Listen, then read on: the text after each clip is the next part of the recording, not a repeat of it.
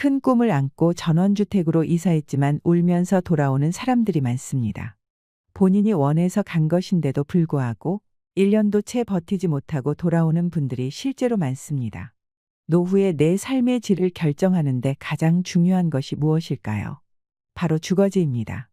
내가 어디서 사는지에 따라 삶의 만족도가 달라진다고 합니다. 집은 우리에게 쉴 수 있는 공간이 되어야 합니다.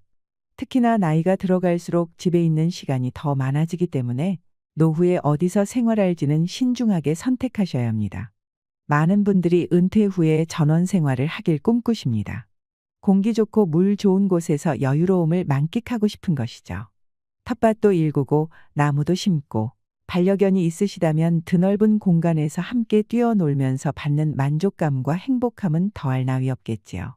하지만 이것을 모르고 무작정 귀농귀촌했다가 땅을 치고 후회하실 수도 있습니다. 오늘은 실제로 전원 생활을 포기하고 돌아오신 분들의 사례를 모아 정리해 보았습니다. 전원주택에서 생활하기 위해 꼭 미리 고려해야 할 사항 8가지를 말씀드리겠습니다.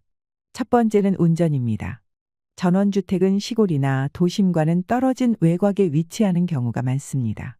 버스나 지하철 같은 대중교통이 없거나 아주 부족하기 때문에 어딜 가든 운전을 하는 것은 필수입니다. 간단하게 시장을 보거나 마트에 가서 식재료를 사고 싶을 때도 무조건 운전을 해서 가야 합니다. 이것은 생각보다 귀찮은 일이 될 수 있습니다. 특히나 차가 없거나 면허가 없으신 분들은 더 불편하겠죠. 부부가 사는데 차가 한 대라면 상대방이 들어올 때까지 기다려야 하는 수고가 생깁니다. 또한 주유소가 많지 않아서 주유를 하기 위해 먼 거리를 가야 하는 경우가 많고 가격도 비싼 경우가 많습니다. 주유소나 마트 등 생활편의 시설이 부족한 데다가 이조차도 언제 없어질지 모른다는 것이 단점이 되겠습니다. 그렇게 되면 더 멀리 운전하지 않고는 해결이 되지 않지요. 또한 평소에 배달 음식을 즐겨 드시는 분들은 전원주택에 사시면 음식 배달이 잘 안 됩니다. 된다고 하더라도 배달비가 너무 비싸서 배보다 배꼽이 큰 경우가 많습니다. 치킨 한 마리 먹는 것도 큰맘 먹고 내가 사와야 먹을 수 있다는 게 정말 불편하지요. 유명 프랜차이즈 치킨은 꿈도 못 꾸고 차로 10분 거리에 일반 치킨집이 있어도 배달해 주지 않는 경우가 많다고 합니다. 적어도 3마리 정도는 시켜야 배달해 준다고 하네요. 치킨집뿐만 아니라 중국집이나 분식집도 마찬가지입니다. 그리고 대부분 가게 문을 일찍 닫아서 배달로 야식을 먹는다는 건 정말 힘든 일이 되어버립니다.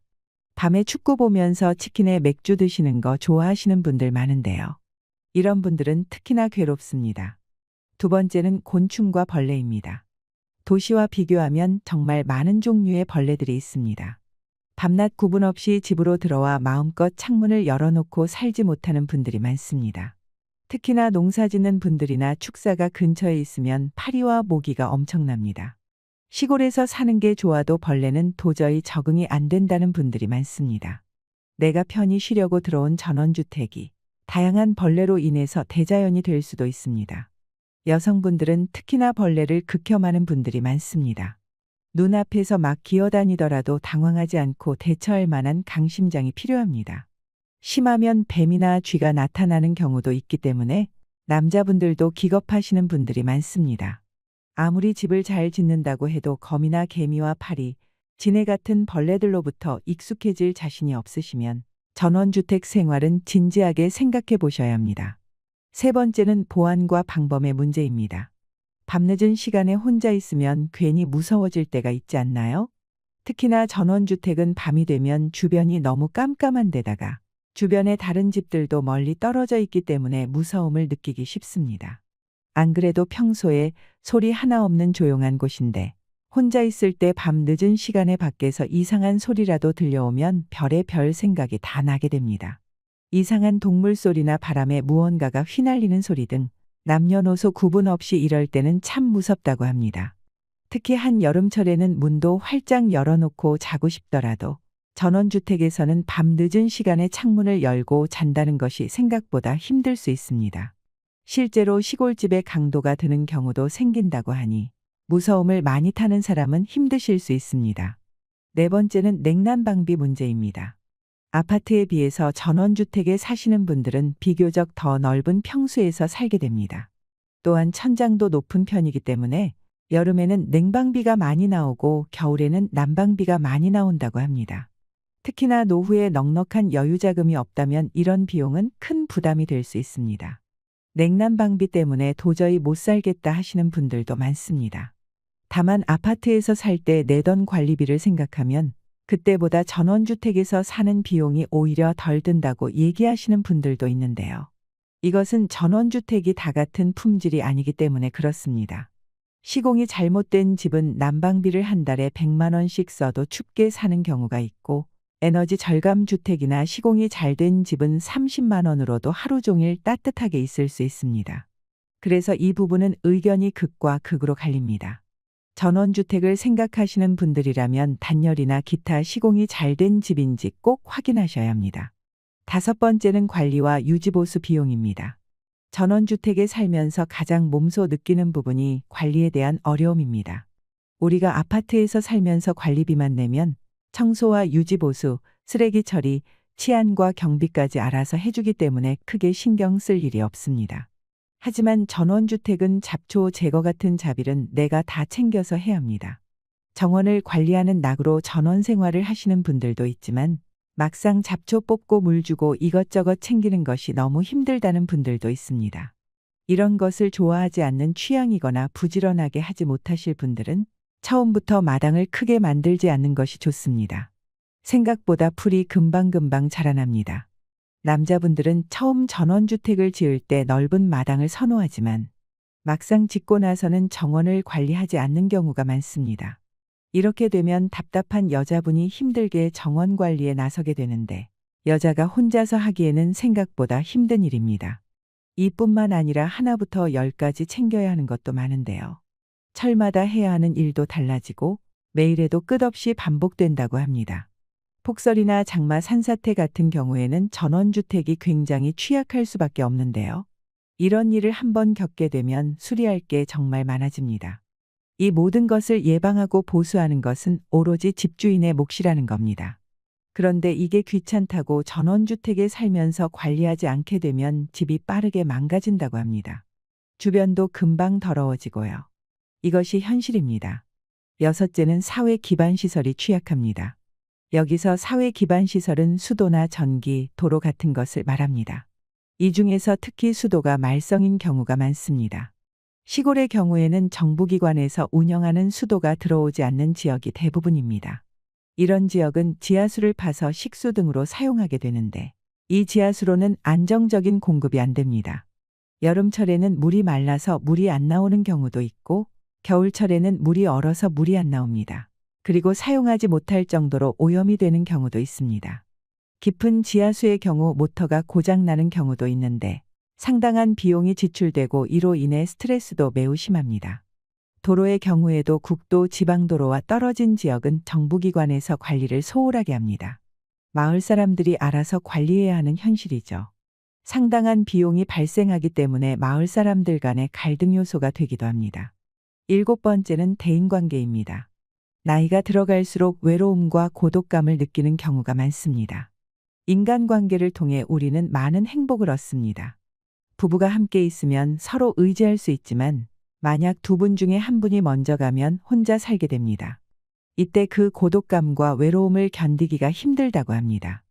보건복지부 조사에 따르면 혼자 사는 노인들이 함께 사는 노인보다 치매에 걸릴 확률이 2.4배 높은 것으로 나타났습니다. 또한 전원주택에 살면 야간에 활동하는 것이 제한되는데요. 할 것도 없고 깜깜해서 저녁 시간은 거의 집에서 보내게 됩니다. 밤이면 친구들 만나서 술 한잔 즐기는 재미가 없습니다. 어쩌다 읍내까지 나가서 술을 먹게 되면 무조건 대리운전을 해야 하는데 시골에서 대리운전비는 상당히 비쌉니다. 이 불편함은 특히 밤이 긴 겨울에 더 심하게 겪게 됩니다. 그리고 전원 생활을 오래 하신 분들이 입을 모아 얘기하시는 게 있는데요. 전원 생활이라는 것이 위에서 이야기했듯이 주로 집에서 생활하기 때문에 옆집이나 동네 사람들과 모른 척하고 살 수는 없습니다. 좋든 싫든 얼굴을 마주치면서 살아가야 하는데요. 사이가 좋으면 괜찮은데 사이가 나빠지면 참 곤란할 수 있습니다. 여덟 번째는 투자 가치입니다. 일반적으로 도시 부동산에 비해 전원주택의 수요는 낮습니다. 그래서 대출이 어려울 수 있고 매각 시 기대 수익률이 낮을 수 있습니다. 또한 전원주택은 유지보수 비용이 비싸거나 지역적인 문제로 인해 임대 수요 또한 낮은 경우가 많습니다. 전원주택의 제일 큰 문제는 살면 살수록 가치가 감가상각된다는 점입니다. 오래된 아파트처럼 재개발이나 재건축이 발생하지 않기 때문에 물가 상승률을 감안하면 집값 상승도 없거나 크지 않다는 게 현실입니다. 막대한 손해를 보고 팔아야 하는 경우도 부지기수지요. 아파트는 재건축, 재개발 기대감으로 제2의 전성기를 맞이하기도 하는데 전원주택은 그런 것을 기대하기가 힘듭니다. 특히나 황금성이 떨어진다는 사실은 아주 큰 단점이 됩니다. 내가 전원주택을 팔고 다시 도심으로 돌아가고 싶어도 전원주택이 팔리지 않는 경우가 참 많습니다. 몇 년을 기다려도 나에게 맞는 매수자를 찾기가 힘듭니다. 남은 노후 자금을 전원 생활을 하기 위해 전부 투자했다가 노후 파산을 겪는 분들도 많죠. 때문에 큰 돈을 투자해서 전원주택을 직접 짓는 것은 아주 신중하셔야 합니다. 그리고 집값 상승률에 대한 연구조사에서도 집값의 통계치를 보면 서울과 도심의 토지가격 상승률과 지방의 토지가격 상승률은 크게 차이가 납니다. 결국 시간이 지나면 지날수록 투자 가치의 입지는 확실히 불리합니다. 지금까지 전원주택에서 생활하며 후회하는 이유 8가지에 대해서 말씀드렸는데요. 오늘 제가 말씀드린 8가지를 꼭 고려해 보시길 바랍니다. 전원 생활이 괜찮을지 모르겠다면 기간을 두고 직접 살아보시는 것도 방법이 될 수 있습니다. 전원주택을 구입하기 전에 전세로 1년에서 2년 정도 살아보고 사계절을 직접 겪어보시는 겁니다. 찾아보시면 전원주택도 전세가 많이 나와 있습니다. 지내보시면서 나에게 맞는지 몸소 경험해 보시길 추천드립니다. 어떤 선택이든 다 장단점이 있기 마련입니다. 사람마다 다를 수 있고요. 이러한 여러 단점들에도 불구하고 전원 생활을 행복하게 하고 계시는 분들도 분명 많습니다. 단점을 뛰어넘을 만한 장점이 있기 때문이겠죠. 본인에게 맞는 생활 패턴을 가진 집을 구입해서 행복한 노후를 보내시길 바랍니다. 앞으로 은퇴와 노후에 도움이 되는 알찬 정보들을 많이 전해드리겠습니다. 구독과 좋아요, 알림 설정 해두시고 더 좋은 주제로 찾아뵙겠습니다. 이상으로 시니어를 위한 모든 것, 시니어 연구소였습니다.